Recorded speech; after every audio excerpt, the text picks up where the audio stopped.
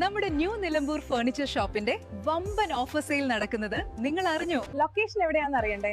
തേക്കിന്റെ സ്വന്തം നാടായ നിലമ്പൂർ, പൂക്കോട്ടുംപാടം സമീപം, തോട്ടേക്കാട്. ഹണി ട്രാപ്പ് ഭീഷണിയെ തുടർന്ന് യുവ വ്യവസായി ആത്മഹത്യ ചെയ്ത കേസിലെ 4ാം പ്രതി പോലീസിന്റെ പിടിയിലായി.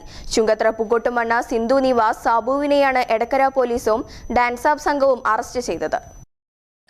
ഒളിവിലായിരുന്ന ഇയാളെ മൂത്തേടം കൽക്കുളത്തുള്ള സഹോദരിയുടെ വീട്ടിലെ കട്ടിലിനടിയിൽ നിന്നുമാണ് പോലീസ് സംഘം പിടികൂടിയത്.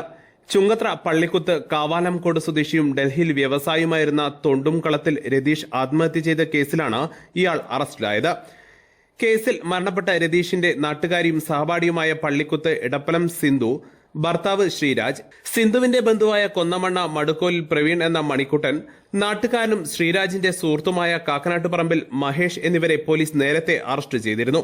ഡൽഹിയിൽ സ്ഥിരതാമസക്കാരനായ രതീഷ് കഴിഞ്ഞ ജൂൺ 11-നാണ് പള്ളിക്കുത്തിലെ വീട്ടിൽ തൂങ്ങി മരിച്ചത്.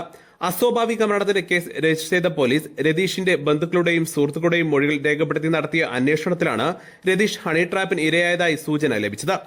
തുടർന്ന് നിലമ്പൂർ ഡിവൈഎസ്പി സാജു കെ അബ്രഹാമിന്റെ നേതൃത്വത്തിൽ പ്രത്യേക അന്വേഷണ സംഘം രൂപീകരിച്ച് നടത്തിയ അന്വേഷണത്തിലാണ് 4 പ്രതികൾ അറസ്റ്റിലായത്. കേസിലെ 1ാം പ്രതിയായ സിന്ധു രതീഷിൽ നിന്നും പലതവണ പണം കൈപ്പറ്റിയിരുന്നു. പണം തിരികെ ആവശ്യപ്പെട്ടതിനെ തുടർന്നാണ് സംഘം ഹണി ട്രാപ്പ് ആസൂത്രണം ചെയ്തത്. 2024 നവംബർ 1-ന് നാട്ടിലെത്തിയ രതീഷിനെ പണം തിരികെ നൽകാമെന്ന് പറഞ്ഞ് സിന്ധു വീട്ടിലേക്ക് വിളിപ്പിച്ചു വരുത്തി.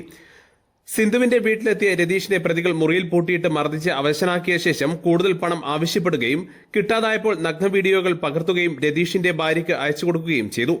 തുടർന്ന് കടുത്ത മാനസിക സമ്മർദ്ദത്തിലായ രതീഷ് 2025 മെയിൽ സഹോദരന്റെ ഗൃഹപ്രവേശന ചടങ്ങിൽ പങ്കെടുക്കുകയും ജൂൺ 11-ന് ആത്മഹത്യ ചെയ്യുകയുമായിരുന്നു. Edakkara station house officer V K Kamaruddin, SI S Satheesh Kumar, വനിതാ civil police officer Chandini, DANSAF അംഗങ്ങളായ ടി നിബിന്ദാസ്, ജിയോ ജേക്കബ്, അഭിലാഷ് കൈപ്പിനി എന്നിവരടങ്ങിയ സംഘമാണ് പ്രതിയെ പിടികൂടിയത്. News bureau, Edakkara.